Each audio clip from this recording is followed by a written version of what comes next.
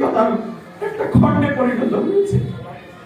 আজকে ঠিক আমাদের বাংলাদেশ এরকম একটি ছোট্ট এলাকা, আমরা এরকম অনেক মানুষেরা এরকম আছে।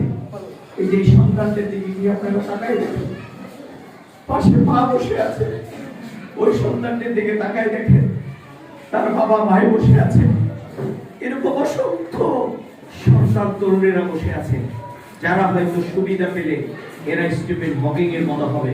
যারা যদি তাদের মানবিক শিক্ষার সুবিধা পায়, এদের জন্য যদি আমরা সহযোগিতা তৈরি করতে পারি। আপনারা দেখেছেন বিগত দিনে সেই ইতিহাস তৈরি করেছিলেন শহীদ আমাদের আলী হাসান মোহাম্মদ মুজাহিদ। তিনি কিন্তু এই প্রতিবন্ধী অর্থাৎ সমাজ কল্যাণ মন্ত্রণালয়ের দায়িত্বে ছিলেন। আল্লাহু আকবার। আমার বিশ্বাস তার এই কর্মের কারণে আল্লাহ তাকে জান্নাত দেবেন। তিনি কিন্তু এই প্রতিবন্ধীদেরকে দিয়ে তিনি বিভিন্ন মুক্তা পানি